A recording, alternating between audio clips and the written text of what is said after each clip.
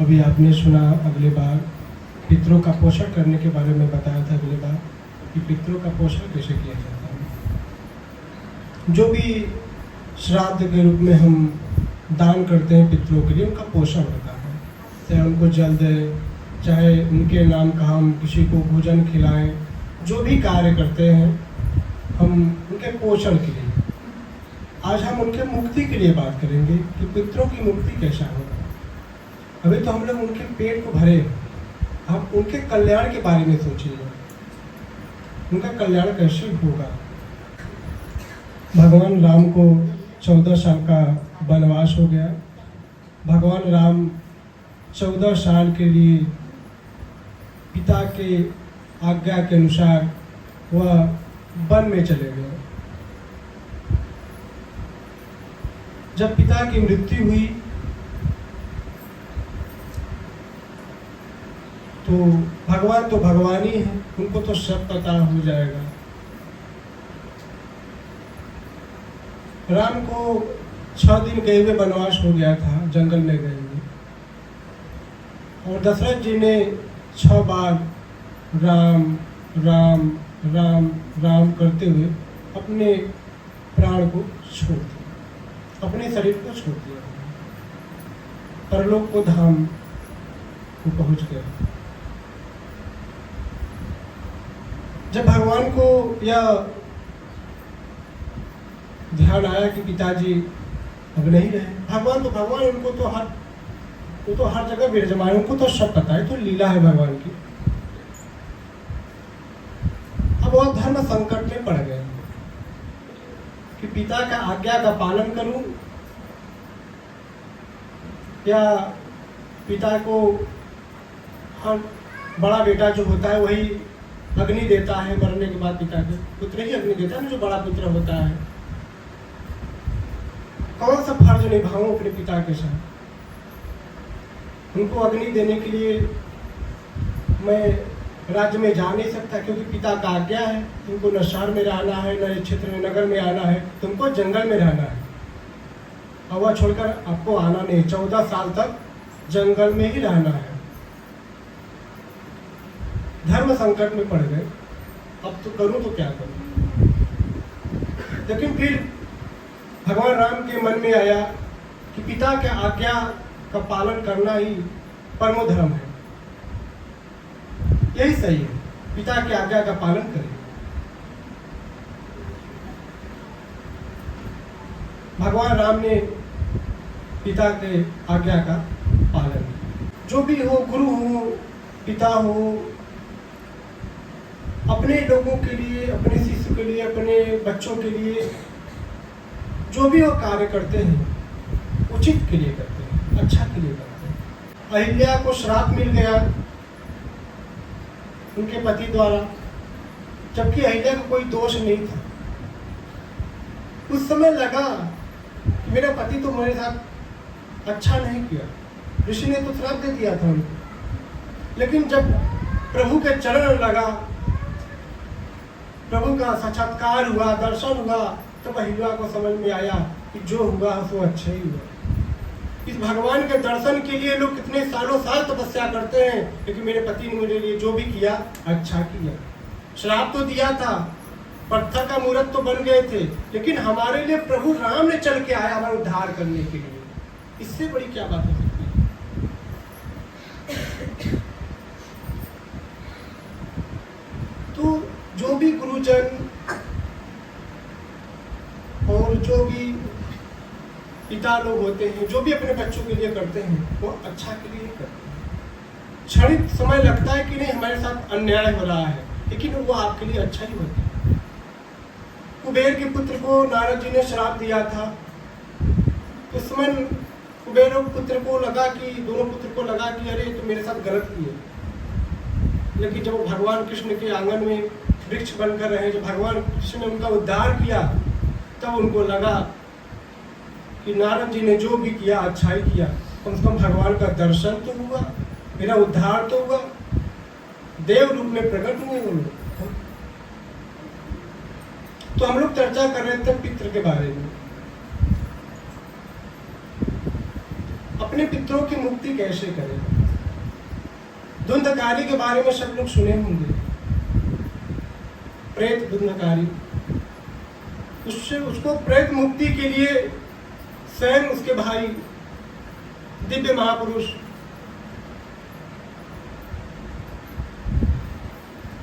लोगों ने क्या किया, उनके लिए पिंडदान कितने दसनों बार किया, बहुत से दान पुण्य किया गया, लेकिन धुंधकारी प्रेत उन्हीं से बाहर नहीं निकल पा रहा।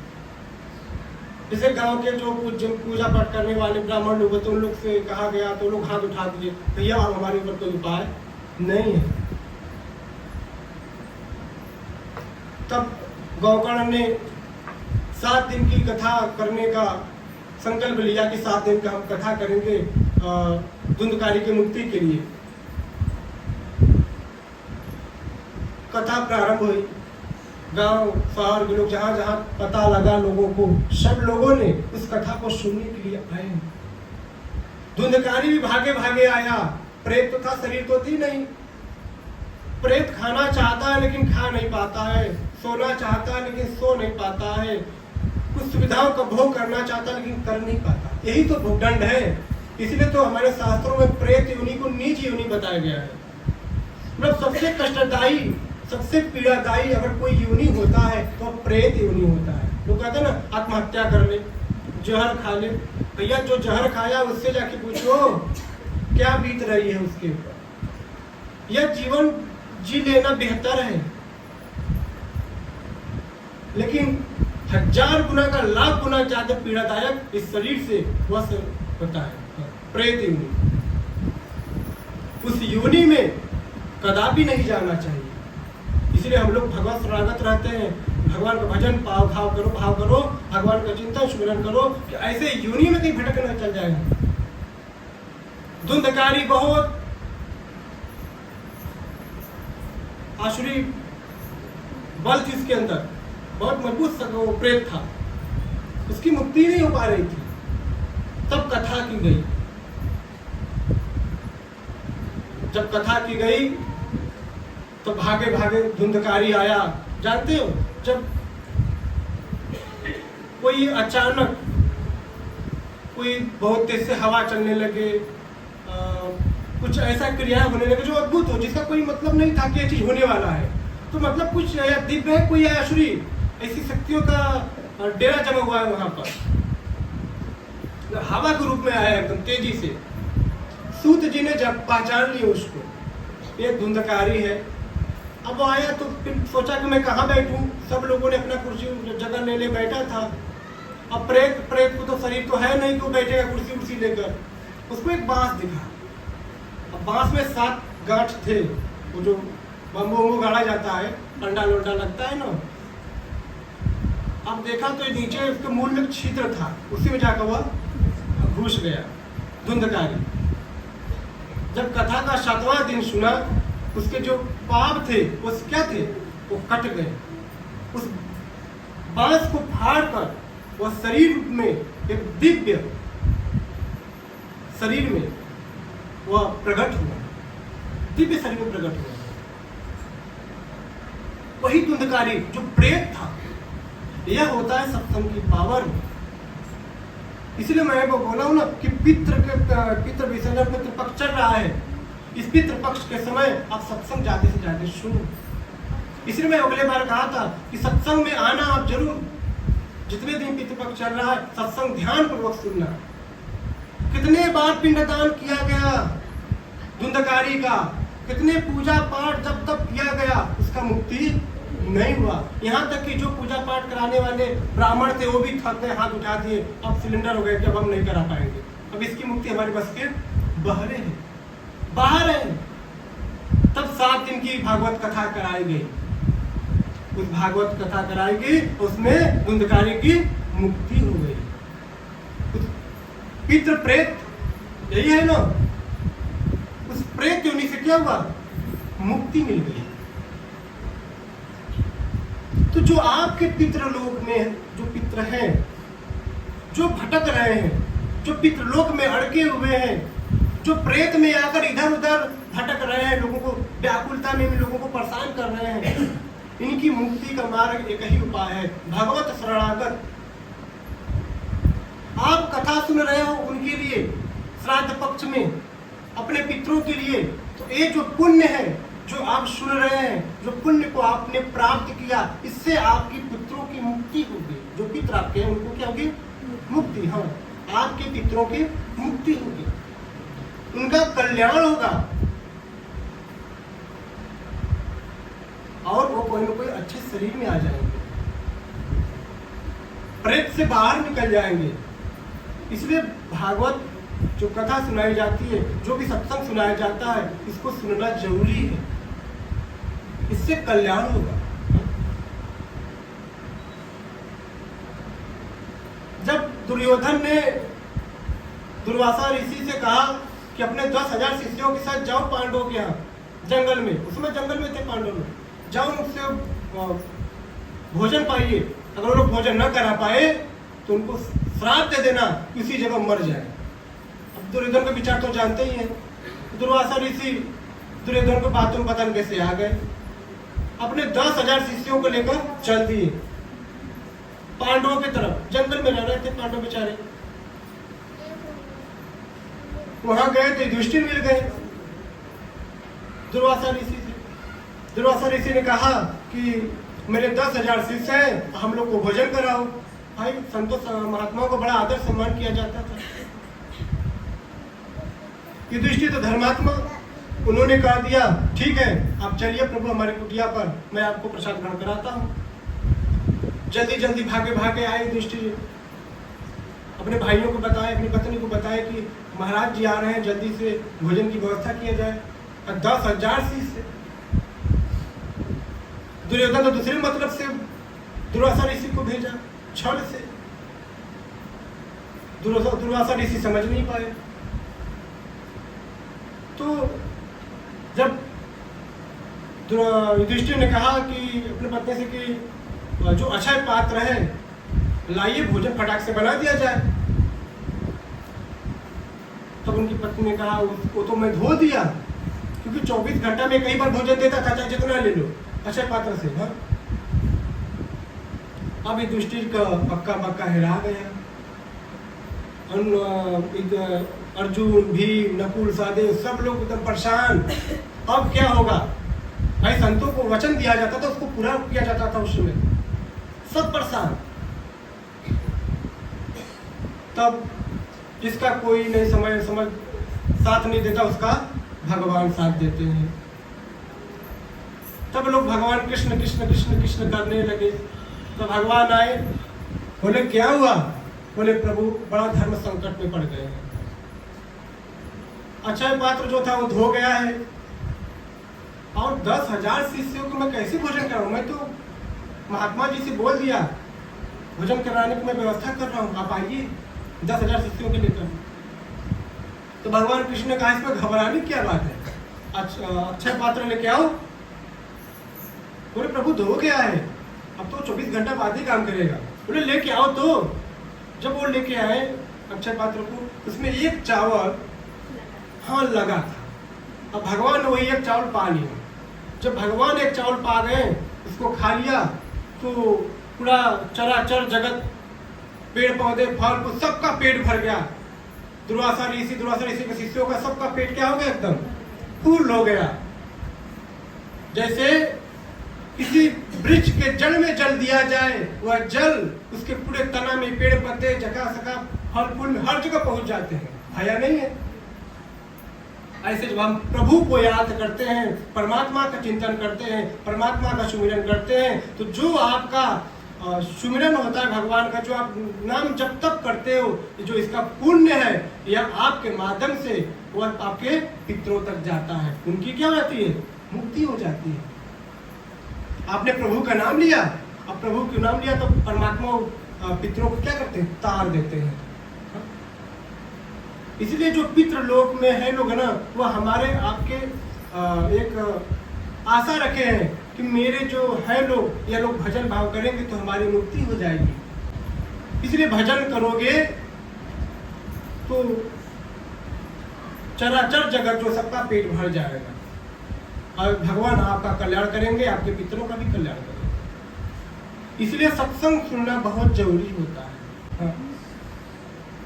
यह होता है माता पिता भी इससे हो सकते हैं, कैसा माता पिता? जैसे हमारे माता पिता। देखिए, लड़की दो कुल को तारती है। मैं पहले भी बार सत्संग में कह दिया था कि लड़कियां दो कुल को तारती हैं, लड़के एक कुल को तारते हैं। लड़कियां अपने इस कुल को भी तारती हैं जहां पर वह जन्म लेती हैं और जहां ब्याह करके जाती हैं, सास ससुर के सेवा करते, मतलब दोनों जगह दोनों कुल को तारती हैं। और लड़के, इसलिए लड़कियों को श्रेष्ठ शास्त्रों में बताया गया। आप कभी भी शास्त्रों को पढ़ेंगे, महिलाओं कन्याओं की काफी चर्चा की गई है शास्त्रों में, उनके बारे में काफी कुछ बताया जाता है। हाँ, जैसे कुछ लोग कहते हैं ना कि हमारे 5 लड़की है, कोई कहता है हमारे 6 लड़की, कोई कहता है हमारे 4 लड़की। देखिए, भगवान ने जो भी करते हैं आपके लिए अच्छा करते हैं। भगवान किसी के साथ अन्याय नहीं करते हैं। शास्त्र तो यहाँ तक कहता है जिसके पास जितना लड़कियां उसके ऊपर इतना ही भगवान की कृपा है। ये हमारी बातें नहीं है, ऐसा शास्त्र कहता है। देखिए, ये जो कर्म का भोग है, मैं पूर्व में भी ये बातें बताऊं, पहले बता चुका हूँ, थोड़ा सा मैं बता दे रहा हूँ। जो एक कर्म का भोग है, अपने बच्चों द्वारा भोगो, चाहे अपने पति द्वारा भोगो या पति पत्नी द्वारा भोगे, बच्चा पिता द्वारा भोगे, ये सब कर्म का भोग है। जो सामने जीव प्रकट है, अगर हम जितना उनका सेवा करेंगे, जो वो पुण्य है, उससे आपका कल्याण होगा। जब आप कर्तव्य का निर्वहन करोगे तब अपने पिता का, अपने समाज के प्रति धर्म से चलोगे, शास्त्रीय पद्धति को अपना कर चलोगे, तब आपका कल्याण निश्चित है। आजकल क्या है, बस अपने बच्चों के लिए जो भी करे, अपने बच्चों के लिए जो भी जुटाए, अपने बच्चों के लिए, चोरी करके लिए अपने बच्चों के लिए, किसी को तकलीफ देकर अपने बच्चों के लिए जुटाए, किसी को मारकर अपने बच्चों के पेट भरने के लिए लाए, तो इससे क्या होगा? वो बच्चा भी, लेने वाला भी दोषी, करने वाला भी दोषी। क्योंकि आप अपराध कर कोई चीज लाए रहे हो, अपने परिवार में बांट रहे हो, दे रहे हो, तो उसका अपराध ही बनेगा, उसका पुण्य नहीं बनेगा। उसका दंड सब लोग भोगेंगे। जिसे कोई जहर लाया, लाने वाला तो एक है, लेकिन सबको थोड़ा थोड़ा पवा दिया, मरेंगे तो सब नो, ये कहीं मरेगा, सब मरेंगे। तो एक तरह से वो जहर ही लाया। अच्छा, माया का इतना प्रकोप है, प्रभाव है कि आदमी अपने के लिए कुछ भी करने के लिए तैयार है, किसी का भी गला लिप देगा। मतलब कलयुग के प्रभाव की वजह से वो माया में इतना जकड़ा हुआ है, सिर्फ उसको अपने दिखाई देंगे, अपने दया धर्म सब कुछ भुला जाएगा वो कुछ क्षण के लिए, अपनों के लिए। लेकिन उसको ये नहीं पता, जो चीज मैं छल से प्राप्त कर रहा हूँ, इसका भुक्तभोगी हमारे पूरे परिवार होगा, पूरा परिवार होगा। इसका ज्ञान उसको नहीं है। इस मृत्यु लोक में कोई जीने के लिए नहीं आया है, सब मर जाएंगे। जो चीज सामने प्रकट हो गई, थोड़ा सा नजदीकियां बढ़ गई, थोड़ा सा उससे लगाव हो गई, वो मेरा हो गया, ये मेरा है, मैं इसको बचपन से जाता हूँ, मैं इसको ब्याह करके लेके आया हूँ, मैं इसको जन्म दिया हूँ। भैया, अगर हर चीज आपका होता तो शायद हर कोई चीज कोई खोना नहीं चाहता है। कोई ये व्यक्ति नहीं चाहता है कि मेरा ये चीज खो जाए, मेरे साथ जीवन पर्यंत रहे, लेकिन ऐसा संभव नहीं होता है। खुद होते हो एक मन में, एक मोह के रूप में, एक माया के रूप में उसके प्रति ममता जाग जाती है, ये मेरा है। लेकिन जब हकीकत देखा जाए, जब उस पर्दा को हटाया जाए, तो सच्चाई सामने निकल के आती है, ये तेरा नहीं है, ये तो मेरा है ही नहीं है, ये तो एक भ्रम था कि मैं इसको अपना मान लिया था, ये मेरा है।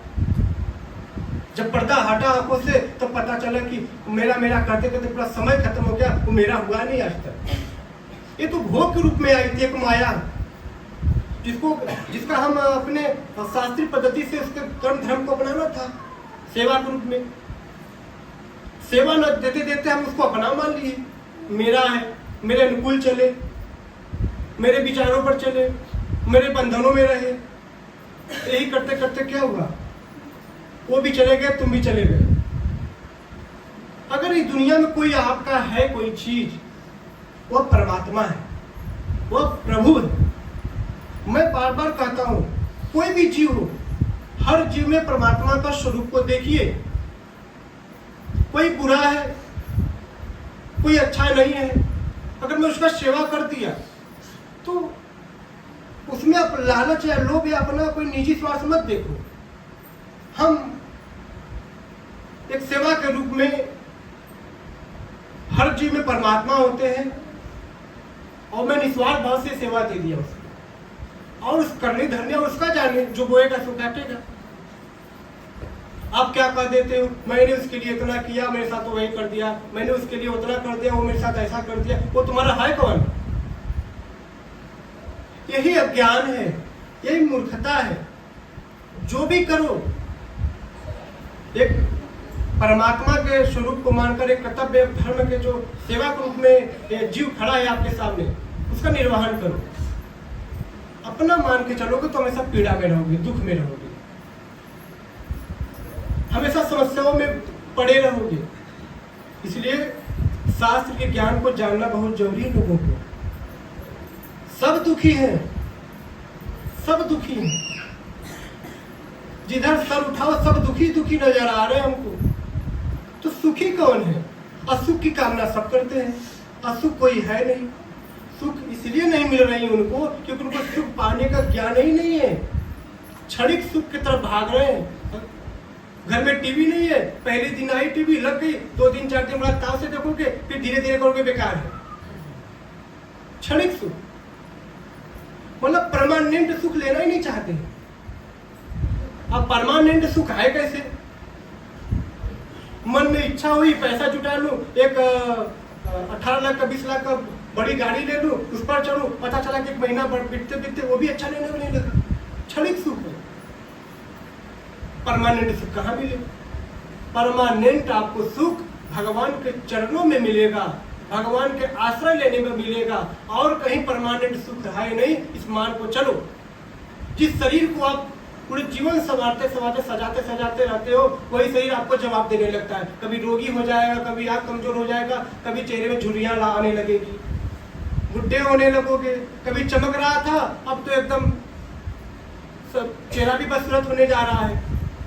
मतलब हम अपने समय को उस चीज में देते हैं जो क्षणिक हो, जो कुछ समय के लिए है, हम उसमें देते नहीं है जो परमानेंट है, जो परमानेंट जवान रहता हो, जो परमानेंट हमेशा शीतलता महसूस कराता है। उस चीज की तरफ कभी ध्यान ही नहीं है। क्षणिक की तरफ भागते हैं, हर काम क्षणिक, और क्षणिक में कभी सुख नहीं होता है। सुख तो परमानेंट में ही है, वो प्रभु के चरणों में ही मिलेगा। अज्ञान लोग हैं, मूर्ख लोग हैं, इस चीज को समझते नहीं है, बस अपने स्वार्थ में पड़े हैं। प्रभु मेरा ये काम हो जाए तो मैं ये काम कर दूंगा, मेरा काम हो जाए तो मैं महाराज जी के दरबार में जा रहा हूँ, 10 दिन से गया, महीना 2-4 महीना से गया, मेरा ये काम नहीं हुआ, मेरा वो काम नहीं हुआ। कोई कहे वहां चलो तो वहां दौड़े, कुछ दिन वहां दौड़े, कुछ दिन वहां दौड़े, दौड़ते दौड़ते पूरा जीवन खत्म हो गई, पता चला कि वो मिला भी नहीं आपको। इधर उधर जाने से कुछ नहीं मिलेगा। अगर कुछ भी आपको अगर मिल सकता है तो प्रभु के चरणों में ही मिलेगा, प्रभु का आश्रय लेने से ही मिलेगा। अगर कहीं आपका कल्याण होगा तो परमात्मा के आश्रय से आपका कल्याण होगा। अगर आप यहाँ पर आए हो, अगर कोई काम आपका बन गया, बाई चांस मान लो, तो मैं नहीं किया, ये शरीर नहीं किया है, यह दास नहीं किया है कि महाराज जी कह गए और महाराज जी ने काम कर दिया, ऐसा कुछ नहीं है। आपने सत्संग सुना, उस सत्संग से आपको पुण्य प्राप्त हुआ, उस पुण्य से आपका पाप कटा, पाप कटा तो उस पुण्य की वजह से आपको सुविधा का भोग मिला। जो चीज की आपके अंदर कामना थी, भगवान की कृपा हो गई, इच्छा हो गई, वो चीज आपको उपलब्ध हो गई। तो बिना भगवान के इच्छा से कुछ होता नहीं है, एक पत्ता भी नहीं हिलता है। हर चीज आपके चाहने से नहीं मिल जाती है। नहीं, हर व्यक्ति का मनोकामना बहुत बड़ी बड़ी है, हर व्यक्ति की इच्छाएं बहुत बड़ी बड़ी चाहत है। क्या सबकी पूरी होती है? सबकी चाहत पूरी नहीं होती है। जब वो चाहेगा तो सब कुछ होगा। इसलिए उसको मनाओ, उसमें प्रीत लगाओ, उसमें अपने मन को समर्पित करो। वह परमात्मा में, वह प्रभु में जो पूरे चरा जगत का पेट भर रहा है, जो पूरे जगत का कल्याण कर रहा है, उस परमात्मा के प्रति अपने जीवन को समर्पित कर दो, शरणागत हो जाओ, सिलेंडर हो जाओ, प्रभु बस तुम ही हो मेरे। हाँ, बस देखो कल्याण चालू होना स्टार्ट हो जाएगा। अब ज्ञान लेके घूमोगे, इच्छा सर्वे लेके घूमोगे, मेरा कामना पूरा हो, तो पता चला किसी के चक्कर में पूरा जीवन निकल जाएगा। अगर पूर्ण भी हो गई, मैं मान लिया पूर्ण भी हो गई, क्या पाए? जो भी पाए सब खोने वाले पाए। बड़े बड़े राजा महाराजा ने कितना संघर्ष रियाज करके कितने राज्य में लड़ा, उस राज्य को हासिल किया, लास्ट में क्या हो गया? मर गए। सिकंदर को भी ज्ञान नहीं था, वो हर जगह हर लोग को मार गिराकर उसका राज्य को हड़प लेता था। लेकिन जब उसको महात्माओं का पाला पड़ा, जब महात्माओं का आमना सामना हुआ, तब उसको ज्ञान हुआ। तब उन्होंने जब मरने का समय आया, तब वो सिकंदर ने कहा कि जब मैं मर जाऊंगा तो मेरा दोनों हाथ बाहर निकाल देना तित्ती से, ताकि लोग जाने कि वही सिकंदर जो पूरे राज्य पर शासन करता था, जो खाली हाथ आया था, खाली हाथ जा रहा है। सिकंदर को जाते जाते ज्ञान हुआ। हाँ? लास्ट में ज्ञान हुआ। इसी ज्ञान के खोज में हर किसी को होना चाहिए। अगर इस ज्ञान से भटक गए तो शायद इसी जन्म मरण में भटकते रहोगे, इसी नरक का द्वार का सामना करना पड़ेगा आपको, इसी 84 लाख योनियों में भटकते रहोगे, इससे कभी पार नहीं हो पाओगे। इससे पार होना है तो प्रभु के शरणागत होना पड़ेगा। तो जैसे धुंधकारी, जैसे प्रेत आत्मा की मुक्ति मात्र 7 दिन की भागवत सत्संग से हो गया, ऐसे ही जो आप पितरपक्ष में सत्संग सुन रहे हो, इससे भी आपके पितरों की क्या होगी? मुक्ति होगी, उनका कल्याण होगा। हाँ? समझ रहे? क्योंकि हर जीव में, हर कंकर में परमात्मा का हर जगह वो वास करता है, हर जगह वो पड़ा हुआ है। कहाँ नहीं परमात्मा? हर जगह है। तो मैंने शुरू में ही कहा कि कोई भी वृक्ष हो, अगर उसके जड़ों में जल डालोगे तो पानी, उसके फल फूल पत्ते तना वृक्ष सब जगह पहुंच जाएगा। अगर हम प्रभु में समर्पित हो जाए तो फिर अपने पितरों के लिए सोचना नहीं पड़ेगा, अपने नहीं सोचना पड़ेगा, अपने बच्चों के लिए नहीं सोचना पड़ेगा, अपने गांव समाज के लिए नहीं सोचना पड़ेगा। प्रभु तो सबका कल्याण करेंगे। लेकिन जब उस प्रभु के चरणों में समर्पित होगे, तब प्रभु में समर्पित होते नहीं हो, बच्चों का आश्रय ले दो, उन्हीं भरोसे हो जाते हो। भगवान को याद कब करते हो? जब कोई दुविधा, कोई संकट आती है, तब करते हो। भगवान तो अर्जुन को यहाँ तक भी कहते हैं कि हे अर्जुन, मुझको लोग तकलीफ में याद करते हैं ना, फिर भी हमको बड़ी खुशी होती है कि मेरा भक्त हमको याद कर रहा है। वो तो यहाँ तक कह रहे हैं, फिर भी हमको खुशी होती है कि मेरा भक्त हमको याद कर रहा है। और उससे जितना होता है मैं अपने भक्तों के लिए करता हूँ।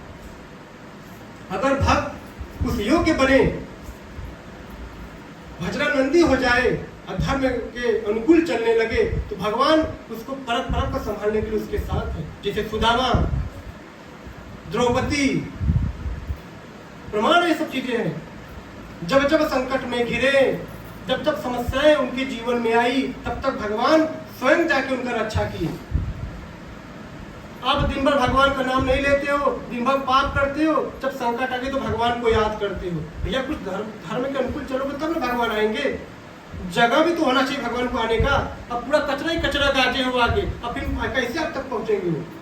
जब आप धर्म के अनुकूल चलोगे, जब शास्त्रीय पद्धति से चलोगे, जब आपके जीवन में सत्संग होगा, मन पवित्र होगा, हृदय आपका शांत होगा, भगवान के प्रति जीवन समर्पित होगा, तब भगवान आपके लिए हमेशा खड़े रहेंगे। समझ रहे? आप लोग भगवान को ऐसे तैसे समझ लिए। भगवान मतलब का? अब मतलब दुनिया समाज में लोग इतना अज्ञान और इतना अंधकार में पड़े कि पाखंड की तरफ बढ़ावा ज्यादा देते हैं, अंधविश्वासी। अभी वो क्या लोग गणेश विसर्जन कर रहे थे, है नहीं है? गणेश विसर्जन हो रहा था, बड़े बड़े मूर्तियां बन रही थी, खूब धूमधाम से पूजा पाठ हो रहा था। अभी वो मूर्ति कहाँ गई? किसी कचरे में गई, किसी नाले में गई, है? और कहीं उस पर कोई पेशाब कर रहा है तो कोई इसको पैरों के नीचे ध्यान रहे। इससे क्या होगा? इससे तुम जितना पूजा नहीं किए, उससे जाते दंड का भागीदार हुए। इस चीज को मानिए आप। मैं आज से नहीं 2-3 साल से इस पर जोर देता चला आ रहा हूँ। मैं बराबर कुछ न कुछ बताता हूँ इसके बारे में। इसको बंद करो। बंद करने मतलब पूजा पाठ नहीं बंद करने की बात कर रहा हूँ। हम कर रहे हैं कोई ऐसा, अगर तुम्हारा कोई बड़ा मूर्ति है तो उसको कोई पोखरा बना, कोई गड्ढा बना तैयार करो, या जमीन के नीचे कोई नदी किनारे उसको दबा दो ताकि लोगों का पैर वहां ना पड़े। बात समझ रहे हैं? लोग वहाँ पर लोग क्या करते हैं, वहाँ पर पेशाब भी कर देते हैं गंगा के नीचे, वहाँ पर पैरों के नीचे आ जाते हैं। तो कोई भी अगर हम भगवान के लिए कार्य करें तो उनके लिए सुविधा भी बनाए। क्या करें? किसी का ब्याह होता है किसी लड़के का, तो उसके पूरा परिवार के लोग एक व्यवस्था करते हैं कि आएगी बहू तो कहाँ रहेगी, कोई ना कोई घर तैयार करते हैं ना उसके लिए। तो जब हम भगवान के लिए कोई पूजा पाठ उनके लिए कोई व्यवस्था बनाते हैं तो उनका विसर्जन के लिए तो कोई ना कोई व्यवस्था होना चाहिए। हया नहीं है, अब उनको कहीं भी फेंक देते हो, नाला बहरा उसी में जाकर फेंक देते हो। इससे क्या होता है कि पाप का भागीदार लोग होंगे। मैं सच्चाई बता रहा हूँ। ये जैसे जैसे समय बीत रहा है ना, भगवान को भी एक पाखंड में लिया दिए, एक चमक धमक, एक मनोरंजन के रूप में आ गए। इसलिए लोगों का कल्याण नहीं हो रहा है। मना तो सब कुछ रहे हैं, पैसा तो खर्च हो रही है, लेकिन कल्याण नहीं हो रहा है, क्योंकि तन मन जब से समर्पित भगवान को नहीं, तो कहते हैं भगवान तो बहाव के भूखे हैं। जब हम भगवान के सामने जाते हैं, अपने जीवन को समर्पित कर देते हैं प्रभु, उनके चरित्र को अपने जीवन में धारण कर लेते हैं, तब कल्याण होता है जीव का। तो हम तो कहते हैं कि इसके लिए कोई व्यवस्था करे, या तो कोई ऐसे मूर्तियां का व्यवस्था करे जो परमानेंट हो, जो हर साल मतलब उसको व्यवस्थित रख दिया जाए, फिर उसको रखकर फिर उसका पूजा पाठ कर लिया जाए, फिर उसको व्यवस्थित रख लिया जाए। या तो मिट्टी का बने जो पानी में डाले तुरंत घुल जाए। आजकल लोग क्या किसका बना देते हैं जो घुलता ही नहीं है, पानी में भी नहीं वो घुलता है, पता नहीं क्या बना देते हैं लोग उसको। इससे अपराध लगेगा। या तो मिट्टी का बने वो तुरंत जल में घुल जाए, या तो कोई ऐसा व्यवस्था हो जो परमानेंट हो, पूजा पाठ के समय फिर लाया जाए, फिर उसको व्यवस्थित करके फिर किसी जगह रख दिया जाए। सत्संग को सुनना क्यों जरूरी है? इसीलिए मैं कहता हूँ कि जब तक पितरपक्ष चल रहा है तब तक आप लोग रोज आओ, पितरपक्ष के समय सत्संग सुनो, इससे आपके पितरों का कल्याण होगा। पिंड दान कर लोगे, ये दान कर लो, ये सब करो।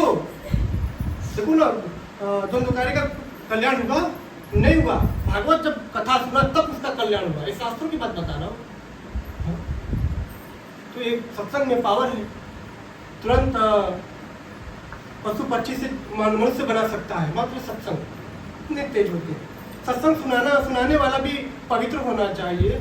ऐसा नहीं कि वो यहाँ पर कथा कर रहा है तो कोई धन का लालच हो। हम कथा करने गए, कोई 50,000 दे दिया। जहाँ लेन देन हो गया, जहाँ लेन देन, आपने कोई चीज को क्या बोलते उसको क्रय विक्रय कर लिए, इसमें कि आप बेच रहे हो ना कथा को, जहाँ स्वार्थ आ गई, वहां पर आप कोई भी भगवान का भजन भाव वाला कोई भी क्रिया करोगे, कार्यक्रम करोगे, एकदम कोई माने नहीं होगा। आप देखिए ना, हम पहले के लोग आते थे पूजा पाठ घर में कर देते थे, घर का माहौल ही अलग चेंज, महीनों महीनों तक माहौल चेंज रहता था। अब तो घर में पूजा पाठ हो कोई फर्क नहीं पड़ता है। कारण क्या है पता है? क्योंकि जो पूजा करने वाला है वो मांस खाता है, दारू पीता है, सुर्ती खाता है, दिन भर में 100 झूठ बोलता है, और दूसरी बात जो भी पूजा पाठ के लिए है पैसे के लिए आया। हमारी श्रद्धा मैं करोड़ों दे दूंगा, लेकिन उसमें कोई स्वार्थ नहीं होना चाहिए, कोई पैकेज नहीं होना चाहिए कि मैं आपको इतना दूंगा, अब हमारे लिए पूजा करो, या मैं इतना लूंगा तो मैं आपकी पूजा करूंगा। तो ऐसे न करने वाले के फायदा, न कराने के वाले के फायदा। ये बात को आप नोट कर लीजिएगा। ये सब कुछ फैशन होता चला जा रहा है, फैशन।